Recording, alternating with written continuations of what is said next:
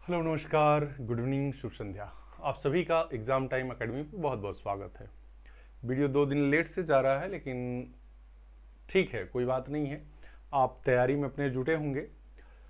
Playlist के लिए comment आया था। कल तक संभवतः सारे वीडियो प्लेलिस्ट में हो जाएंगे। आज इकोनॉमिक्स का एक महत्वपूर्ण टॉपिक ज्योग्राफी, अभी 2-3 दिन रुक जाइए आप। ज्योग्राफी के लिए जो प्रश्न हैं वो टाइप नहीं हो पा रहे हैं फिलहाल। जो चीज़ मिल रहा है उसको लीजिए, और ये अंतिम पड़ाव पर हैं आप। इकोनॉमिक्स का अंतिम चैप्टर है सांख्यिकी। हालांकि टीजीटी में इससे प्रश्न नहीं पूछे गए हैं, लेकिन पीजीटी में इससे बहुत प्रश्न पूछे गए हैं। 2003 और 2004 दो ऐसे वर्ष रहे हैं जिसमें 4 से 6 प्रश्न इससे पूछे गए हैं। तो ये हम अंदाजा नहीं लगा सकते कि कब कितना प्रश्न पूछ लिया जाएगा। और जो प्रश्न पूछे गए हैं बहुत आसान प्रश्न पूछे गए हैं। अगर आपको थोड़ी सी सांख्यिकी की समझ है तो आप उन प्रश्नों को बहुत अच्छे से लगा ले जाएंगे। क्योंकि मैथ्स को जानकर थोड़ा सा बच्चे घबराते हैं, लेकिन सांख्यिकी अगर आपको आ रही है तो याद नहीं करना है। आप चीज़ों को अपने आप बेहतर से बेहतरीन ढंग से समझकर उसका आंसर दे पाएंगे। आइए तो बात करते हैं। देखिए, लगभग 15 से 18 प्रश्न लगे हैं। सभी प्रकार के प्रश्न हैं ये। उन्हीं में से अगर कोई प्रश्न आता है तो आपके एग्जाम में 17, 18, 19 का जो एग्जाम, उसमें कोई न कोई प्रश्न छपेगा। तो बहुत मेहनत से पढ़िए और बहुत मेहनत से समझने का प्रयास करिए। कहते ना कि बहुत थके थके से जनाब नजर आ रहे हैं, कुछ बात है जो हमसे छुपा रहे हैं। तो ये कुछ और बात नहीं है, आपकी पढ़ाई, ठीक है, आपके थकान का कारण है। अगर इस तरह की बात है तो निश्चित रूप से इस बार सिलेक्शन आपका होगा। और यदि आप रील देख देख कर थक रहे हैं या सोच सोच कर थक रहे हैं कि कई वर्षों से एग्जाम की तैयारी हो रही है, सिलेक्शन नहीं हो पा रहा है, ठीक है, इस वर्ष भी फिर इंतजार करते करते पेपर की डेट नजदीक आ गई और फिर से वही हाल हुआ, तो समस्या आएगी। अगर ऐसी थकान आपके पास है तो दिक्कत है। लेकिन मैं आपको बार बार कह रहा हूं कि अभी भी टाइम है। एग्जाम टाइम एकेडमी के पूरे वीडियो आप देख लीजिए, आपकी लगभग 95% तैयारी हो जाएगी। और जो चैप्टर आपको कठिन लग रहे हैं उसको किताब से पढ़ने की कोशिश करिए। हालांकि इसी के बाद चलेगा विस्तृत, ठीक है। और मैं आपको बहुत बड़ा प्रोफेसराइज झाड़ के नहीं पढ़ाता हूं, ठीक है। बहुत सिंपल वे में, बहुत आसान तरीके से, जो अर्थशास्त्र व्यवहारिक विषय है, व्यवहार अगर आपको आता है तो निश्चित रूप से आपको समझ में आएगा।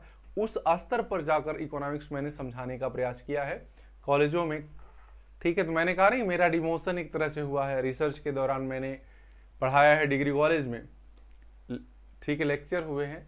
फिर प्राइमरी में सिलेक्शन हो गया। अब भारत एक ऐसा देश है, आप जानते हैं कि डिग्रियां मायने नहीं रखती हैं, सरकारी नौकरी मायने रखती है। अगर आपको नौकरी मिल रही है तो निश्चित तौर पे घर वाले कहते हैं कि नहीं नहीं, पहले बाबू नौकरी मिले थे तो के पकड़ा। रिसर्च मायने नहीं रखता है, ठीक है। रिसर्च के दौरान ये मुझे समझ में आया। और जब आप थोड़ा सा ऐसे क्षेत्रों में निवास करते हैं जहां नौकरी को तवज्जो ज़्यादा दिया जाता है, डिग्रियों को बहुत कम, तो वहां ग्रुप डी का सिलेक्शन अगर कोई लड़का लेता है तो उससे भी आपकी तुलना कर दी जाएगी। फलनवा 21 साल गए इलाहाबाद, तो वहाँ रेलवे में ग्रुप डी में नियुक्ति पौलेवा, तू का पढ़त हवा कि अब नियुक्ति है ना मिलल, ठीक है। तो इस तरह की बातें होने लगती हैं। वो ये नहीं जानते कि रिसर्च क्या होता है। इसी मैंने प्राइमरी ज्वाइन की, ठीक है, डिग्री कॉलेज एक तरह से छोड़कर। रिसर्च जहाँ से हो रहा था, रिसर्च तो हो रहा था लेकिन क्लासें छूट जाती हैं, ठीक है। इसके बाद फिर इंटर कॉलेज में हुआ। अब धीरे धीरे ऊपर चढ़ने की कोशिश हो रही है, लेकिन उसी में शादी से लेकर सारी चीज़ें हैं। आप भी इस चीज़ को समझ रहे होंगे, तो ये मज़ा आ रहा है, आपसे बात भी हो रही है इसी में। तो पढ़ना ही है, पढ़ाना ही अपना शौक है, तो इसी में सब कुछ चल रहा है। देखिए, इतनी रात को जाग कर, रात के लगभग 11 बज रहे होंगे। ये वीडियो जब तक आपके पास पहुंचेगा, ठीक है। और मुझे लग रहा है कि आप भी जाग ही रहे होंगे, अपने सपने को सजा रहे होंगे।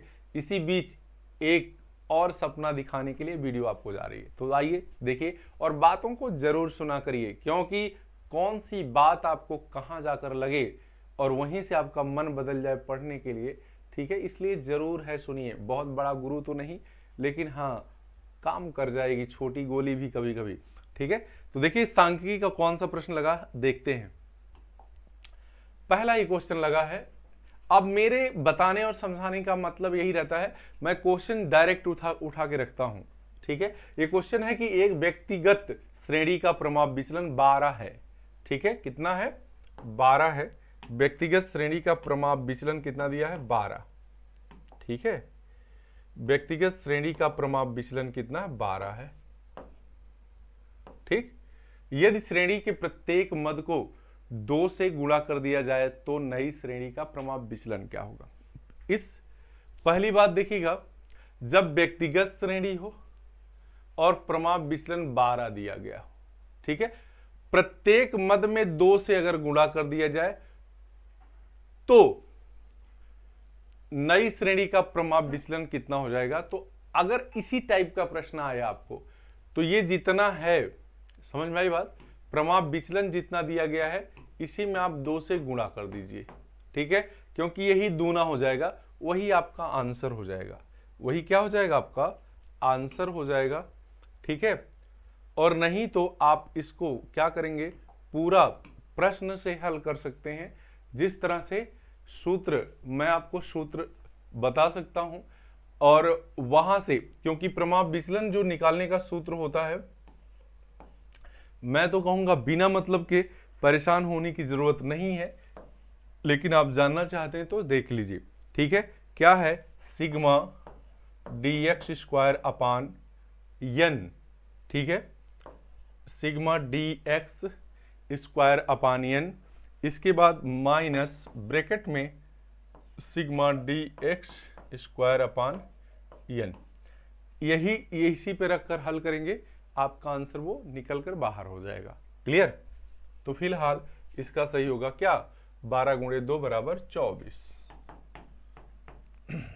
आइए, कह रहा है कि सहसंबंध का अभिप्राय क्या होता है। सहसंबंध, ठीक है, स्पीयरमैन का आपने पढ़ा होगा, कार्ल पियर्सन का पढ़ा होगा, ठीक है। 2 आप निश्चित रूप से पढ़े होंगे। चरों में कारण और परिणाम संबंध होना, चरों में साथ साथ परिवर्तन होना, चरों में परस्पर निर्भरता का पाया जाना, इसमें से कौन सा सही है, ठीक है, या सही छोड़ दीजिए। सहसंबंध का वास्तविक अभिप्राय क्या है, जल्दी से बताइए।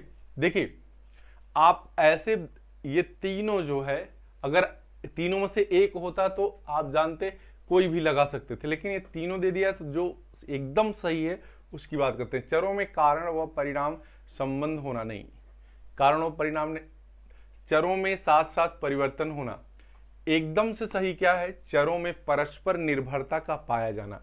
परस्पर निर्भरता का पाया जाना मतलब एक में परिवर्तन हो रहा है तो दूसरे में भी परिवर्तन हो, बिना उसके परिवर्तन हुए नहीं रहे, तो उसे हम सहसंबंध कहते हैं। क्या कहते हैं, संबंध। अगर एक में परिवर्तन होने का दूसरे पे बिल्कुल असर नहीं हो रहा है तो उसमें कोई सहसंबंध नहीं पाया जाएगा। कह रहा है एक सामान्य वितरण में माध्य एवं माध्यिका बराबर होते हैं, माध्यिका एवं भूयष्ठक बराबर होते हैं, तीनों बराबर होते हैं, ठीक है। एक सामान्य वितरण में, बहुत ही अच्छा क्वेश्चन है, लाजवाब, ठीक। तो देखिएगा, कह रहा है कि जब सामान्य वितरण है, एक सामान्य वितरण में, तो जब सामान्य वितरण आ जाए तो ध्यान दीजिएगा, उसमें तीनों माध्य हो, माध्यिका हो या बहुलक हो, तीनों बराबर हो जाएंगे, ठीक है। यानी x बार बराबर यम बराबर क्या, बहुलक को किससे डिनोट करते हैं, किससे डिनोट करते हैं, यल से कह लीजिए, या तो बहुलक लिख दीजिए, कोई दिक्कत नहीं है, ठीक है ना जी। आइए, कह रहा है कि व्यक्तिगत समंक माला में माध्यिका मूल्य ज्ञात करने के लिए निम्नलिखित में से किस सूत्र का प्रयोग किया जाता है?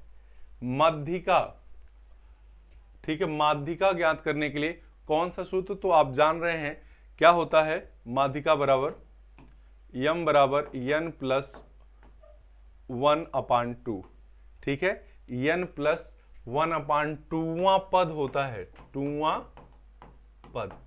क्लियर? इस हिसाब से ऑप्शन नंबर बी आपका सही होगा, ऑप्शन नंबर बी सही होगा। कह रहा है कि बहुलक तथा माध्यिका किस प्रकार के सांख्यिकी माध्य हैं? बहुलक तथा माध्यिका अगर बात पूछी जाए, ये भी प्रश्न डायरेक्ट पूछा जाता है, पूछा गया है, ठीक है।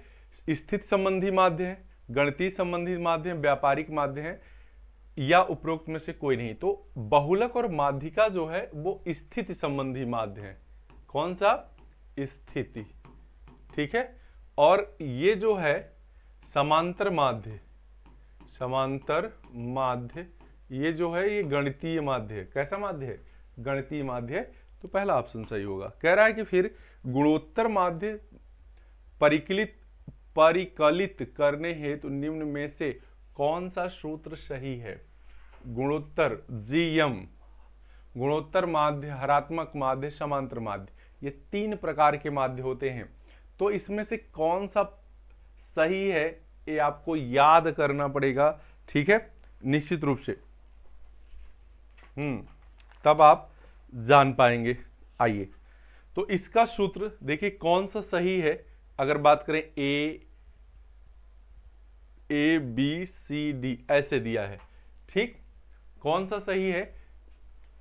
mg antilog sigma x upon n, या gm बराबर antilog sigma log x upon n, या gm antilog log sigma x upon n, या gm antilog x upon n, ठीक है। ये सूत्र देखिए पूछ लिया गया है, लेकिन देखिए आइंदा ये पूछा जाएगा कि नहीं पूछा जाएगा, इसमें कोई चीज गारंटी नहीं, क्योंकि ये अपने हिसाब से टफ क्वेश्चन है। को सूत्र पूछ दिया इसका, ठीक है। तो हम क्या, आप याद कर लीजिए, अगर आ जाएगा तो आ जाएगा। GM बराबर antilog sigma log x upon n, यही सही होगा। गुणोत्तर माध्य परिकलित करने हैं तो निम्नलिखित सूत्र, गुणोत्तर माध्य को निकालने के लिए ये सूत्र लगेगा आपका। फिर कह रहे किन्हीं दो मूल्यों को गुणोत्तर माध्य GM, हरात्मक माध्य HM और समांतर माध्य X में क्या संबंध होता है, ठीक है। क्या संबंध होता है मतलब कौन कौन दिया रहेगा तो क्या निकल जाएगा। x बार बराबर क्या होता है, ध्यान दीजिए, ठीक है। अगर आप इस क्वेश्चन पे थोड़ा सा नजर डालेंगे तो आपको पता चलेगा क्या कि GM बराबर करणी में सिग्मा x गुणे HM, देखिए GM यानी गुणोत्तर माध्य बराबर करणी में सिग्मा x गुणे HM, यही आप याद रख लीजिए। इसमें से कोई तीनों में से पूछे रख के मान निकाल लिया करिएगा, ठीक है ना जी। क्या? GM यानी गुणोत्तर माध्य बराबर समांतर माध्य गुणे हरात्मक माध्य करणी में, ठीक है। ऐसे गुणोत्तर माध्य बराबर करणी में, क्या समांतर माध्य गुणे हरात्मक माध्य, माध्य। क्लियर हो गया? हाँ, आगे कह रहा है कि हरात्मक माध्य HM ज्ञात करने के लिए निम्नलिखित में से कौन सा सूत्र प्रयोग होगा, निम्नलिखित में से कौन सा सूत्र प्रयोग होगा, ठीक है। एक बार फिर देखिए उसी टाइप का प्रश्न है जैसे कि पिछले के पिछले प्रश्न में दिया गया था, ठीक। आइए इसको देखते हैं कि इसका आंसर क्या होगा, ठीक। A B C, तो इसको याद रखिएगा, क्या HM बराबर 1 अपान रिसिप्रोपोरकल्स अपान n, ठीक है, रिसिप्रोकल्स अपान n। HM बराबर रिसिप्रोकल्स अपान यन, याद कर लीजिएगा, ठीक, हल करने की जरूरत बहुत नहीं है। सांख्यिकी अनुमानों और संभाविताओं का विज्ञान है, यह कथन किसका है? संभावनाओं का चाहिए था, संभाविताओं लिख दिया गया है। खैर, सांख्यिकी अनुमानों और संभाविताओं का विज्ञान है, यह कथन किसका है? ठीक है, आइए देखते हैं क्या डॉक्टर बाउले का है, वार्डिंगटन का है, या होर्से सीक्रिस्ट्स का है, या सेलिंगमैन का है। तो जल्दी से बताइएगा प्रश्न नंबर 9 का जवाब। तो देखिए, ये इसका आंसर है वार्डिंगटन। किसका है? वार्डिंगटन। सांख्यिकी अनुमानों और संभावनाओं का विज्ञान है, ठीक है, किसका है? वार्डिंगटन का। आगे, माना कि 9 व्यक्तियों का औसत वजन कितना है? 50 है, तथा प्रथम, ये प्रश्न आप हल कर सकते हैं, बहुत ही आसान प्रश्न है। देखिए, कह रहा है कि 9 व्यक्तियों का औसत वजन कितना है? 9 व्यक्तियों का औसत वजन की अगर बात करें तो कितना बता रहा? 50 किग्रा, ठीक है। तो कुल वजन इनका हो जाएगा, कुल वजन के लिए 50 गुणे 9 कर देंगे, 9 पचे 45, 450 हो जाएगा। कह रहा प्रथम 5 व्यक्तियों का औसत वजन, यानी प्रथम 5 व्यक्तियों का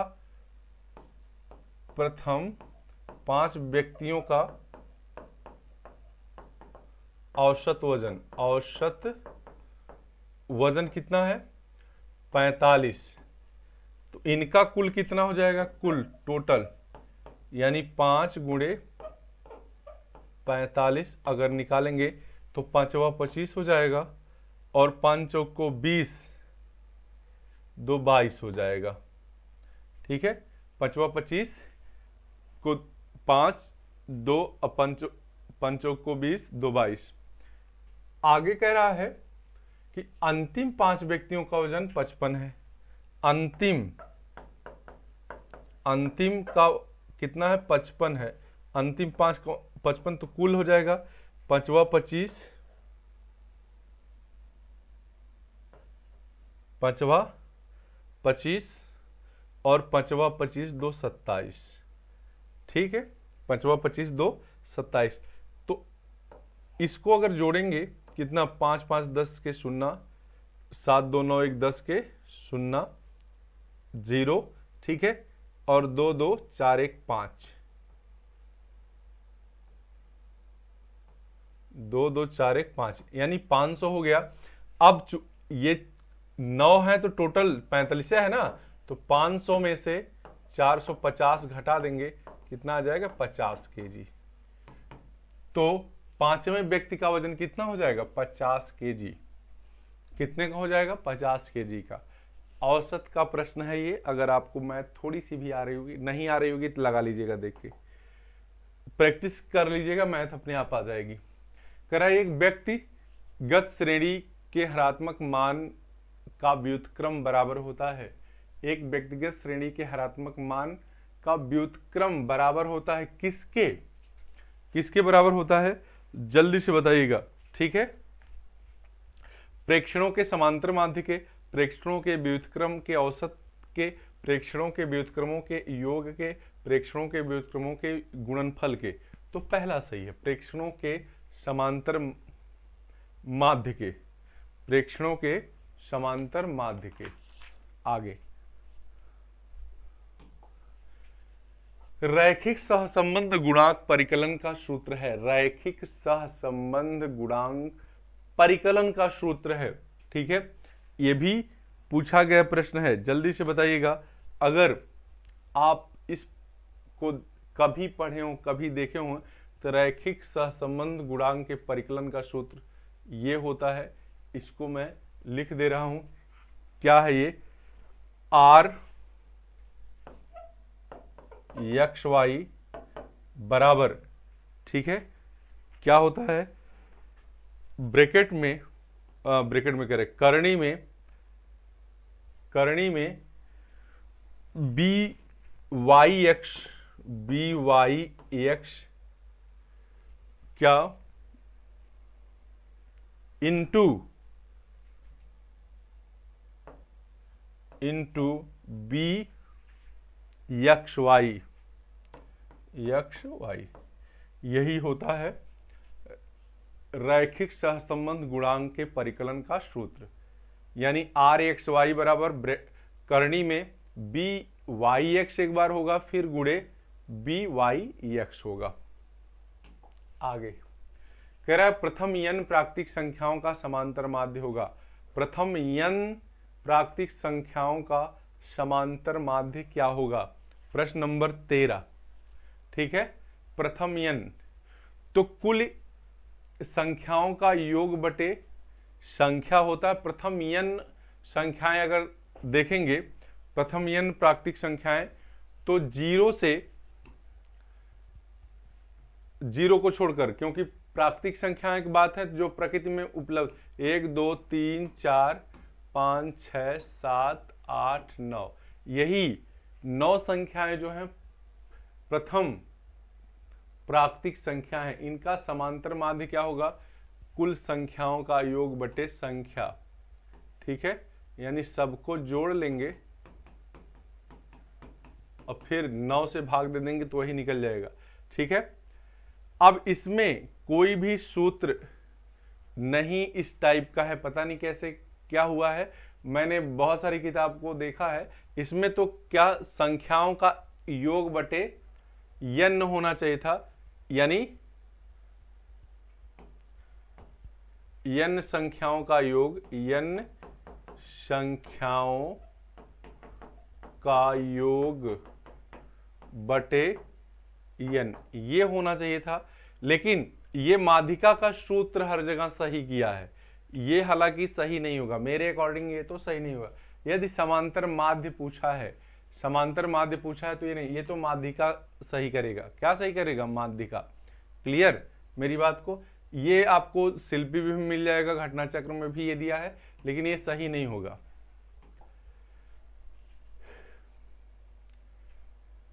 हाँ, आइए, कह रहा है कि श्रेणी 5, 15 और 45 का गुणात्मक माध्य होगा। 5, 15 और 45 का गुणात्मक माध्य होगा। तो देखिए इसको अगर आप हल करेंगे, GM बराबर क्या होता है पहले देख लीजिए। GM बराबर क्या? ABC 3 गुणे ABC होता है। ठीक है, बराबर अगर करेंगे तो 5 गुणे 15 गुणे 45 ये हो जाएगा। 5 गुणे 15 गुणे 45, समझ में आ रही बात? अब इसको अगर अलग अलग पार्ट में तोड़ते हैं, ठीक है, तो ये 5 गुणे 5 3 15 गुणे 3, अब फिर कितना हो जाएगा? फिर अगर आप तोड़ेंगे तो 3 त्रिक के 9 बचे 45, ये हो जाएगा इस तरह से। ठीक है, अब इसमें जो चीज जोड़े जोड़े में है उसको ले लीजिए, मतलब एक जोड़ा ये है और एक जोड़ा ये है, यानी 5 गुणे 3 बराबर क्या हो जाएगा? 15। तो यही आपका आंसर हो जाएगा, यही क्या हो जाएगा? आपका आंसर हो जाएगा। इस तरह से ये हल हो जाएगा। 1 से 2 बार आप हल करके देखिए, ये गुणनखंड होता है ऐसे। आगे कह रहा है कि निम्नलिखित में से कौन सा कथन सत्य है? कौन सा कथन सत्य है? ठीक है, इसमें देखिए दो कथन सत्य हैं। इसमें इस प्रश्न का आंसर दिया ही नहीं जा सकता अगर, क्योंकि अगर ये बात करता आंकड़ों के सभी पद अगर समान हैं, ये भी सही है, सभी पद समान होने की स्थिति में यह भी सही है। ठीक है, और यदि आंकड़ों के पद असमान हैं, ठीक है, असमान है तो यह भी सही है। यदि पद असमान है, क्लियर। तो इसका आंसर वैसे आपकी शिल्पी इसको दी है, लेकिन प्रश्न अधूरा के नाते ये प्रश्न, ठीक है, कुछ भी सही हो सकता है इसमें। आगे, निम्नलिखित में से कौन सा मापन किसी आवृत्ति बंटन, मैं इसलिए नहीं, मैं दोनों इसलिए बता दे रहा हूं कि आप अगर शिल्पी का देखे होंगे तो आप उसको सही मत मानिएगा, ठीक है, क्योंकि प्रश्न सही पूरी तरह से नहीं है, ठीक है। व्याख्या ने, प्रश्न ही अधूरा है तो प्रश्न का आंसर कैसे पूरा होगा। निम्नलिखित में से कौन सा मापन किसी आवृत्ति बंटन के संचयी आवृत्ति वक्रों के कटान बिंदु को प्रदर्शित करता है। कटान बिंदु को समांतर माध्य, बहुलक या माध्यिका या माध्य विचलन, जो जल्दी बताइएगा, ठीक है। ये प्रश्न तो ठीक है। तो अगर आप देखेंगे आवृत्ति बंटन के संचयी आवृत्ति वक्रों के कटान बिंदुओं से अगर कोई जाता है तो वो माध्यिका, क्या माध्यिका की बात होती है, ठीक। आगे कह रहा बहुलक तथा माध्यिका किस प्रकार के सांख्यिकी माध्य हैं। बहुलक तथा माध्यिका किस प्रकार के सांख्यिकी माध्य हैं, तो अभी आपको बताया गया स्थिति संबंधी माध्य हैं। कैसे माध्य हैं, स्थिति संबंधी माध्य हैं, ठीक है। एक प्रश्न, निम्नलिखित में से कौन सा अपकिरण का माप नहीं है। कौन सा अपकिरण का माप नहीं है। औसत विचलन, प्रमाप विचलन, अंतः चतुर्थक सीमा या बहुलक। तो बहुलक नहीं है, बहुलक नहीं है, क्लियर। एक चीज, एक प्रश्न जो बहुत बार आपसे पूछा गया है, ठीक है, वो आप इस बार नहीं दिया है लेकिन मैं आपको बता देता हूं, ठीक है। यदि पूछा जाए बहुलक बराबर क्या होता है, बहुलक बराबर, क्योंकि अभी असिस्टेंट प्रोफेसर का एग्जाम आप में से कोई दिया होगा तो यही प्रश्न आया था, 3 माध्यिका माइनस 2 माध्य, 3 माध्यिका माइनस 2 माध्य। मतलब क्या है कि अगर माध्य और माध्यिका दिया है तो बहुलक अपने आप निकलकर बाहर हो जाएगा, बहुलक इसी सूत्र पर रख देंगे, निकल जाएगा, क्लियर। हाँ, देखिए यदि प्रश्न, देखिए माध्य 3 प्रकार के होते हैं। गणितीय माध्य, माध्य का वर्गीकरण अगर मैं बात करूं तो 3 तरह का ये होता है, ठीक है। गणितीय माध्य, स्थिति संबंधी माध्य, और अगला है व्यापारिक माध्य, ठीक है। तो अभी आपने स्थिति संबंधी देखा, माध्य और बहुलक, माध्य और माध्यिका, माध्यिका ये क्या हुआ, माध्यिका और बहुलक ये क्या है, ये है स्थिति संबंधी, और ये समांतर माध्य, समांतर माध्य, गुणात्मक और खरात्मक माध्य। ये क्या है, एक गणितीय माध्य है। क्या है, गणितीय माध्य। प्रतिमान माध्य, संचयी माध्य, ये व्यापारिक है।